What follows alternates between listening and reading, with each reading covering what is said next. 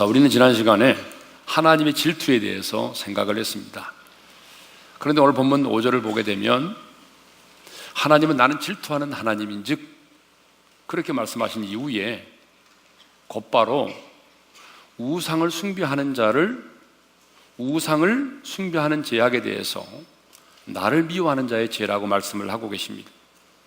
자, 우리 5절 하반절을 다 같이 읽겠습니다. 시작. 나를 미워하는 자의 죄를 갚되 아버지로부터 아들에게로 3, 4대까지 이르게 하거니와. 그러니까 하나님은 하나님 외에 다른 신을 만들어 섬기거나 절하는 사람을 향해서 뭐라고 말씀하십니까? 나를 미워하는 자라고 말씀하십니다. 그리고 그 우상 숭배 그 행위를 가리켜서 나를 미워하는 자의 죄라고 말씀을 하세요. 여러분, 왜 하나님은 우상 숭배를 하는 자들을 향하여 나를 미워하는 자라고 말씀하실까요? 그것은요, 그들이 우상 숭배가 죄라는 사실을 알면서도 여러분 우상을 숭배하는 죄를 짓고 있기 때문에 그렇습니다. 자, 성경을 보게 되면 이스라엘 백성들이 공식적으로 하나님을 부정한 적이 없습니다. 예를 들어서 하나님이 계시지 않는다, 우리는 하나님을 믿지 않는다, 이렇게 공식적으로 하나님을 부정한 적이 없습니다. 그럼에도 불구하고 우리가 성경을 보게 되면, 이스라엘의 역사를 보게 되면 이스라엘 백성들은 줄곧 바알과 아세라 등 여러 각종 우상들을 섬겨왔습니다. 하나님을 섬긴다고 말하면서도 우상을 숭배한 거죠. 하나님은 이스라엘 백성들을 애굽에서 구원하여 낸 다음에 해야 될 것과 하지 말아야 될 것들을 계명으로 친히 하나님이 돌판에 써서 주셨습니다. 그 십계명의 첫 번째 계명이 무엇입니까? 나 외에 다른 신들을 내게 두지 말라는 거잖아요. 두 번째 계명이 무엇입니까? 하늘, 땅, 바다 속에 있는 어떤 형상이든지 만들지 말고 섬기지 말고 절하지 말라는 것입니다. 그리고 하나님이 이렇게 경고하셨습니다. 나를 미워하는 자의 죄를 갚되 내가 아버지로부터 아들에게까지 3, 4대까지 이르게 하겠다. 여러분, 이 정도 하나님 말씀하셨다고 한다면 여러분, 그들은 결코 우상을 숭배해서는 안 되잖아요. 그럼에도 불구하고 그들은 우상을 숭배했습니다. 몰라서가 아닙니다. 자기 안에 있는 탐욕 때문에, 정욕 때문에 우상을 숭배해 왔던 것입니다. 여러분, 왜 우리가 우상을 숭배하면 안 됩니까? 물론 우리는 눈에 보이는 어떤 형상을 만들어 놓고 섬기는 그런 우상을 숭배하지는 않겠죠. 그러나 성경은 뭐라고 말합니까? 탐심은 곧 우상 숭배라고 말합니다. 여러분이 하나님 위에 그 어떤 것을 사랑하면 그것이 우리의 우상이 되는 거예요. 근데 우상 숭배는 하나님을 미워하는 자의 죄가 된다고 말씀하십니다. 여러분, 왜 우리의 우상 숭배가 하나님을 미워하는 자의 죄가 되는 것입니까? 그것은 우리가 알면서도 죄를 짓기 때문에 그렇습니다. 여러분, 모르고도 그 죄를 지으면 그게 바로 죄가 되지만 알고서 그 죄를 짓게 된다면 그것은 더욱 하나님을 어때요? 모독하는 것이고 하나님을 미워하는 행위가 되는 것입니다. 그래서 하나님은 우상 숭배를 향해서 나를 미워하는 자의 죄라고 말씀을 하신 것입니다. 자, 거룩하신 하나님은 언제나 죄를 미워하십니다. 그러나 하나님은요, 죄인을 긍휼히 여기십니다. 죄는 미워하지만 하나님은 죄인은 사랑하십니다. 여러분, 이것이 하나님의 마음이고 하나님의 성품입니다. 요한복음 8장을 보게 되면 서기관과 바리새인들이 현장에서 가늠하다 잡힌 여인을 데리고 예수님께로 왔습니다. 그리고 이렇게 말합니다. 자, 모세 율법에 의하면 이 여자를 돌로 치라 했는데 당신은 어떻게 하시겠습니까? 여러분, 그때 예수님께서 뭐라고 말씀하십니까? 너희 중에 죄 없는 자가 먼저 돌로 치라고 말씀하셨어요. 여러분, 이 말씀에 양심의 가책을 받은 그들이 어때요? 손에 들고 있는 돌을 내려놓고 다 그 곁을 떠나갔어요. 나중에는요, 예수님과 이 여자만 남았는데 그때 우리 예수님께서 이 여자에게 이렇게 말씀을 하시죠. 우리 요한복음 8장 11절 하반절을 읽겠습니다. 다 같이요. 나도 너를 정죄하지 아니하노니 가서 다시는 죄를 범하지 말라 하시니라. 한번 따라서 합시다. 다시는 죄를 범하지 말라. 여러분, 주님이 이렇게 말씀하신 것을 보게 되면 주님은요, 분명히 이 여자의 행위가 죄라는 것을 인정하셨습니다. 그러나 주님은 그 죄인된 그 여자를 사랑하셨습니다. 주님은요, 죄는 미워하셨지만 죄인은 사랑하셨습니다. 여러분, 이것이 우리가 오늘 가져야 될 주님의 마음이고 자세인 것입니다. 왜 저와 여러분이 우상숭배를 하지 말아야 됩니까? 그것은 바로 하나님을 미워하는 죄를 짓는 것이기 때문에 그렇습니다. 자, 이렇게 우상숭배가 하나님을 미워하는 것이라면 하나님을 사랑한다는 것은 그건 뭘까요? 여러분, 오늘 본문 6절을 읽도록 하겠습니다. 다 같이요. 나를 사랑하고 내 계명을 지키는 자에게는 천대까지 은혜를 베푸느니라. 거기 보게 되면 나를 사랑하고 내 계명을 지키는 자라는 표현이 나오잖아요. 그러니까 하나님을 사랑하는 것과 하나님의 계명을 지키는 것은 동일하단 말이거든요. 그렇습니다, 여러분. 하나님을 사랑하는 것은 곧 뭐냐? 그것은 곧 하나님의 계명을 지키는 것입니다. 하나님을 사랑한다는 것은 막연한 게 아니고 하나님의 말씀을 순종하는 거예요. 베드로가 이해되지 않아도 주님의 말씀에 의지하여 그물을 내렸던 것처럼 내 상식적으로 이해가 되지 않아도 내가 손해를 본다고 할지라도 내 자존심이 상한다 할지라도 내가 주님을 사랑하기 때문에 그 말씀대로 행하며 사는 것입니다.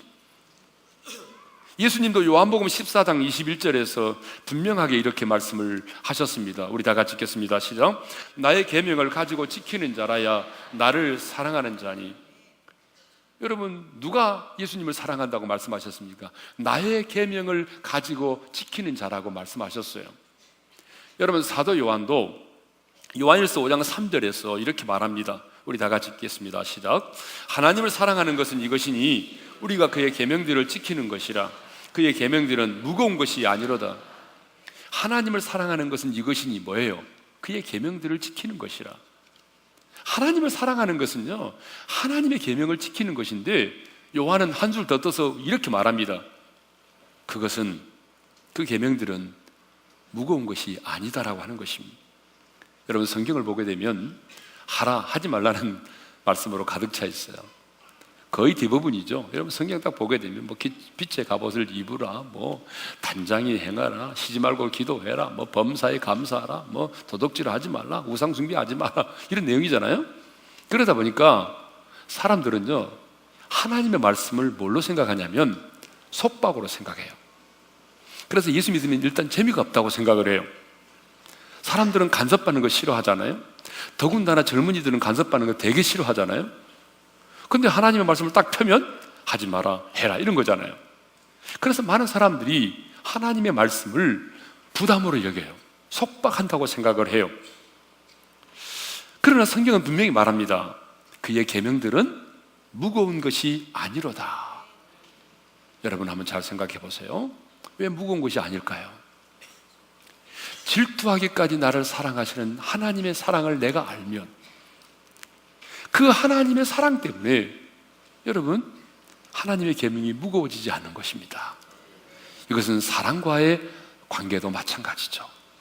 내가 누군가를 죽도록 사랑하면 그 사람을 위해서 내가 행하는 모든 것이 힘들고 어려울지만 무겁게 느껴지지 않아요. 여러분, 부부지간에도요, 어떻습니까? 사랑이 식어지고 멀어지면 그게 다 부담으로 느껴지는 거예요. 그래서 예를 들어서 뭐 그런 부부가 있는지 모르겠지만, 예? 남편이 예를 들어서 나 밥 먹고 났는데 여보 물 좀 더 다 줘. 그러면 당신 손도 없고 발도 없어. 이렇게 말할 수도 있잖아요. 그러면 이제 많이 멀어진 거예요, 사실은. 그런데 내가 정말 사랑한다면 어때요? 내가 말하지 않아도 물을 떠줄 수도 있는 거 아니겠어요? 예. 이거는 양쪽에 다 마찬가지입니다. 예. 누군가를 사랑하면 그것이 우리 인생에 무거운 짐이 되지 않는다, 그런 얘기죠. 하나님과의 관계도 마찬가지입니다. 여러분, 하나님과의 관계도 마찬가지입니다.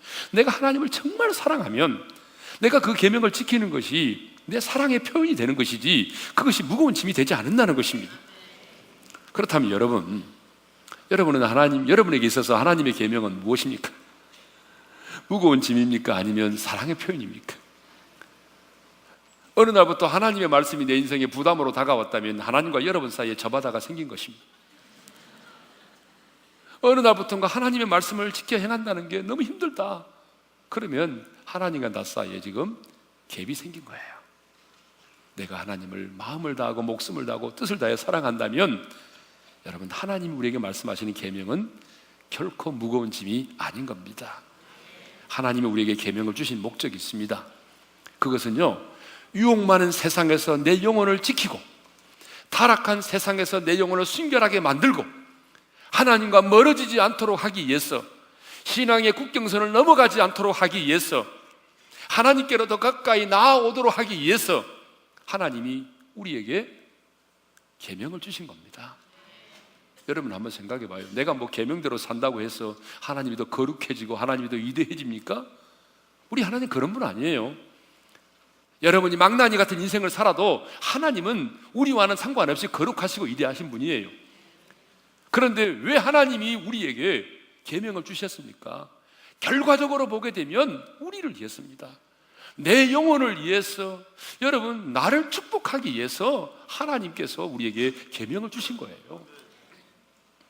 자, 우리가 전방에 있는 부대를 가보게 되면 이런 걸 많이 보게 됩니다. 길 옆에 이렇게 철조망이 쳐져 있고요, 지뢰 조심, 지뢰 지대 이런 게 팻말이 붙어 있어요. 무슨 얘기죠? 들어가지 말라는 거잖아요. 들어가면 어때요? 지뢰를 밟아서 죽을 수도 있고 어때요? 불구가 될 수 있기 때문에 들어가지 마세요, 그런 얘기잖아요. 근데요, 참 우리는 타락한 성품을 가져서 하나님의 말씀에 보지 마라, 가지 마라 그러면 어때요? 더 보고 싶고 더 가고 싶어요. 여러분 그러잖아요. 지나가다가 들여다보지 마세요 그러면 또 들여다보고 싶잖아요. 이렇게 참 이상해요. 뭘 보지 말라면 더 보고 싶고 가지 말라면 더 가고 싶고 막 그러잖아요. 네. 이것이 타락한 우리의 성품이에요. 그래서 하나님은 구약 성경에 많은 불순종의 샘플을 우리에게 보여주셨어요. 하나님의 말씀에 불순종하면, 하나님의 말씀 앞에 불순종하는 것이 하나님 앞에서 얼마나 무섭고 그것이 큰 죄가 되는 것인가를 하나님이 여러 모양으로 구약의 샘플로 많이 보여주셨습니다. 그래서 지난번에 언급한 것처럼 연병으로 죽기도 하고, 땅이 갈라져서 사람을 삼키기도 하고, 그 다음에 물고기 뱃속에 들어가기도 하고, 이게 다 뭐예요? 불순종의 결과가 이렇다고 하는 것을 샘플로 우리에게 보여주신 거죠. 그런데 타락한 인간들은요, 그 불순종의 결과만을 가지고 하나님을 평가한다는 거예요. 그래서 구약의 하나님은 잔인한 하나님, 무서운 하나님, 눈물도 없는 하나님, 이렇게 공격을 해오잖아요. 뭐만 보는 거예요? 불순종의 결과만을 보는 거예요. 왜 그래요? 여러분, 불순종의 결과를 통해서라도 불순종의 삶이 아닌 순종의 삶을 살기를 원하는 그 하나님의 마음을 모르기 때문에 그런 거예요. 여러분, 구약시대는요, 지금처럼 이렇게 계시가, 구원의 계시가 완벽하게 주어진 시대가 아니잖아요. 하나님의 계시라고 하는 게 전민적으로 우리 가운데 주어졌기 때문에 구약의 시대는 사람으로 말하면 어느 시기냐 그러면 여러분 유치원을 다니는 그런 시기예요. 그러니까 하나님이 여러분 구약의 백성들을 훈련하고 계시하실 때는요, 꼭 하나님이 유치원생들을 가르치고 훈련하는 것처럼 그렇게 훈련하고 계시를 하셨거든요. 이스라엘 백성들을 거의 시청각 교육을 하셨어요. 자, 얼마 전에 뉴스를 보니까 소형으로 된 이 전기 오븐이 있잖아요. 이 소형 전기 오븐이 있는데 거기다 음식을 딱 넣고 스위치를 켜게 되면 바깥 유리면 온도가 몇 도까지 올라가냐면요, 200도까지 올라간다. 200도까지. 근데 아이들이요 자꾸 그것을 만진다는 거예요. 그래서 화상을 입는 경우가 지금 많이 발생을 하고 있대요. 이제 여러분 부모님들이 아이에게 말하겠죠. 아이를 향해서 말하죠. 얘야, 만지지 마. 이거 만지면 아야해요. 만지지 마세요. 이렇게 이제 계속적으로 이제 만지지 말라고 말하잖아요. 그런데 아이는 잘 몰라요. 못 알아들으니까 엄마가 이번에는 이렇게 말합니까? 야, 여기 온도가 지금 200도야, 200도. 100도에 물이 끓어. 근데 200도라니까? 너 이거 만지면 있잖아, 너 화상 입어. 죽는단 말이야. 죽어. 알았어? 근데 여러분, 그 아이가 그걸 알아들어요? 그걸 알아듣고 알아듣는 아이가 있어요? 네, 없어요. 그런데 구약시대가 바로 이런 시대입니다, 여러분. 근데 하나님은 이제 하나님을 유치원 원장으로 우리가 생각을 해봅시다. 이걸 적어가지고 와가지고 하나님은 유치원 원장 이렇게 말하면 큰일 납니다. 하나님은 어떻게 하냐 그러면 한 아이가 그것을 만지려고 할 때 그냥 놔두세요. 그러면 그것을 만진 아이가 어떻게 될까요? 만지는 순간 막 기겁을 하고 울고 난리가 나겠죠? 그리고 그 고운 손에 물집이 생기겠죠, 화상을 입어가지고.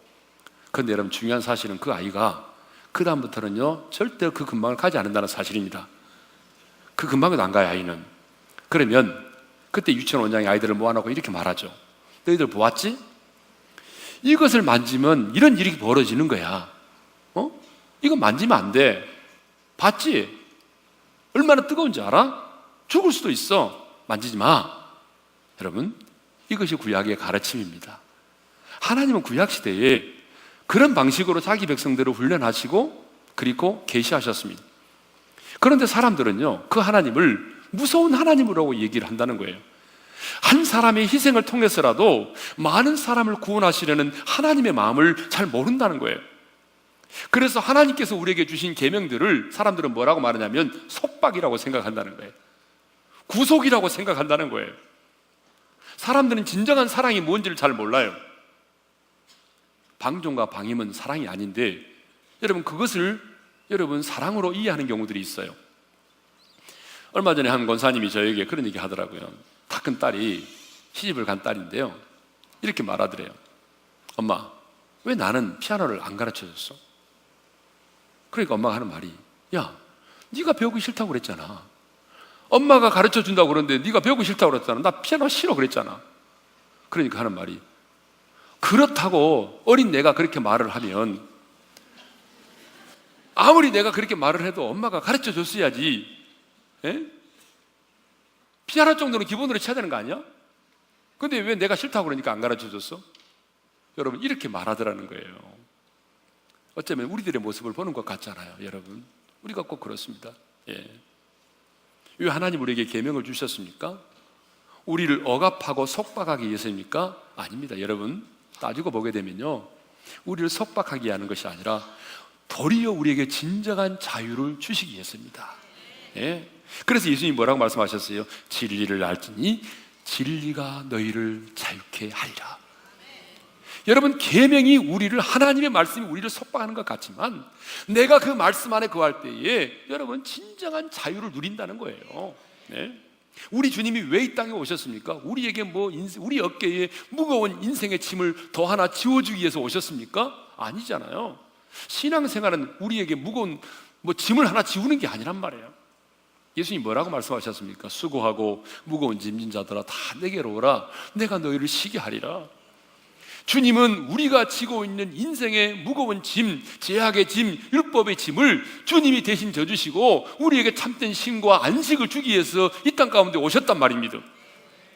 그러므로 우리는 하나님의 말씀을 짐으로 여겨서는 안 됩니다. 부담으로 여겨서도 안 돼요.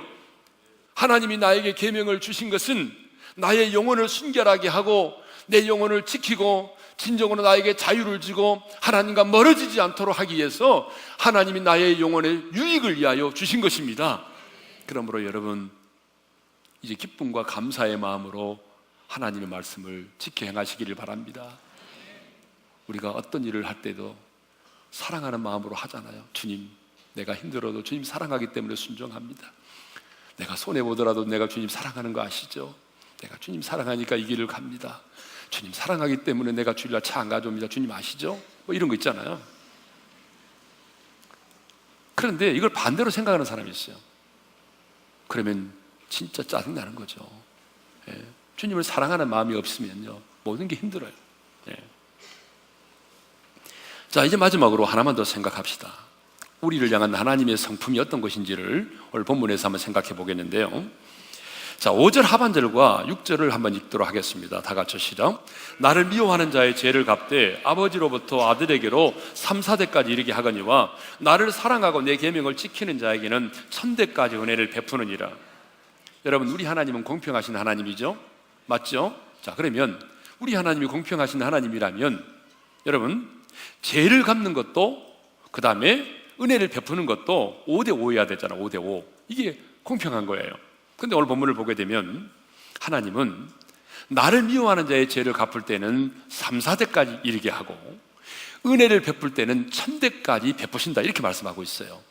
여러분, 이것을 비율로 말하면요 3대 1000, 4대 1000이 되는 거예요. 예? 하나님의 노여움이 3이라면 하나님이 우리에게 베푸시는 은총은 1000이라는 것입니다. 여러분, 3대 1000, 예, 3대 1000, 예? 꼭 기억하셔야 됩니다. 무슨 말이냐 그러면 하나님의 진노보다 하나님의 은혜가 더 크다는 것입니다. 그러니까 하나님의 노여움은 잠깐이지만 하나님의 은혜는 영원하다는 얘기죠. 물론 따지고 보게 되면 우리를 향한 하나님의 노여움도 따지고 보게 되면 우리를 깨닫게 하시고자 하는 목적에서 하시기 때문에 그것도 은총의 일부분입니다.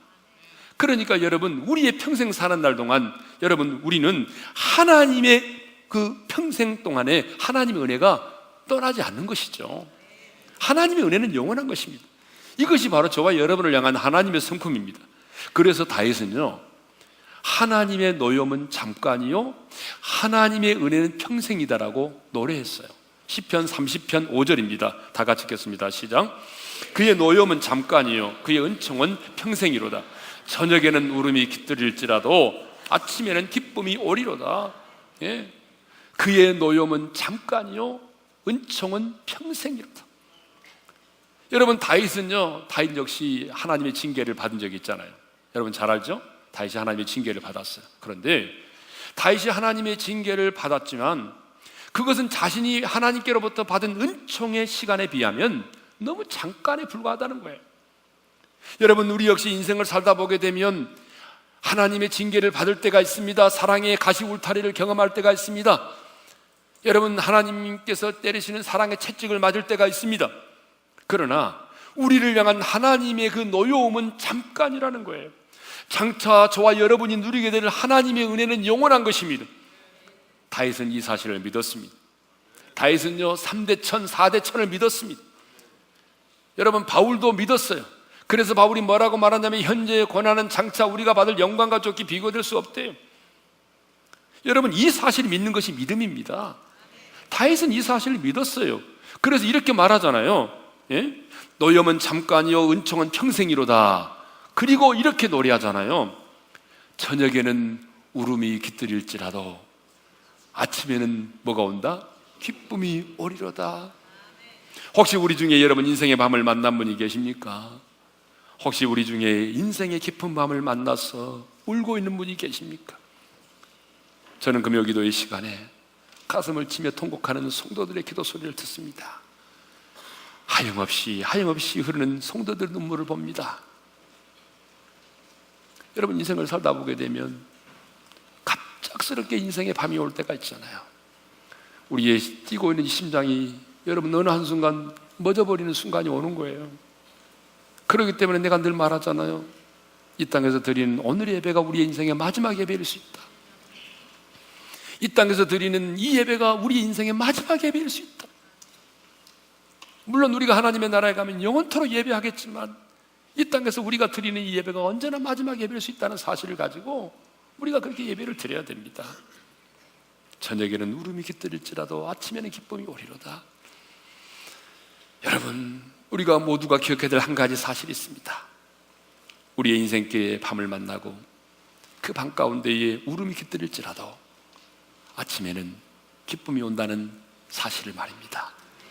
그렇습니다. 우리가 지금은 칠흑같이 어두운 인생의 밤 가운데 있다 할지라도 반드시 동이 터오르는 희망의 아침을 맞이하게 될 것입니다. 우리가 지금은 속절없는 눈물을 흘리고 있지만 반드시 흐르는 눈물을 그치고 하나님을 노래하는 기쁨의 아침을 맞이하게 될 것입니다. 우리가 지금은 야곱처럼 야복강 나루터에서 씨름하고 있지만 머지않아 분이엘의 아침을 맞이하게 될 것입니다. 왜냐하면 우리를 향한 하나님의 노염은 잠깐이요 하나님의 은혜는 영원하기 때문입니다. 그러므로 여러분, 힘들고 어려울 때, 특별히 하나님의 징계로 인한 고난 가운데 있을 때에 문제만을 바라보지 말고 고난의 시간만을 생각하지 말고 서러운 것만 생각하지 말고, 손해본 것, 억울한 것만 생각하지 말고, 여러분 꼭 3대 천을 기억하시기를 바랍니다. 노염은 잠깐이지만 하나님의 은혜는 평생이라고 하는 이 말씀을 여러분의 마음판에 새기시기를 바랍니다. 그리고 이 다윗의 노래가 우리 모두의 노래가 되기를 바랍니다. 저는 우리 어린애 성도들이 평생 사는 날 동안 이 3대 천, 노염은 잠깐이요 하나님의 은혜는 평생이라고 하는 이 말씀을 마음에 새기고 이 하나님의 성품을 잊지 않고 살았으면 합니다.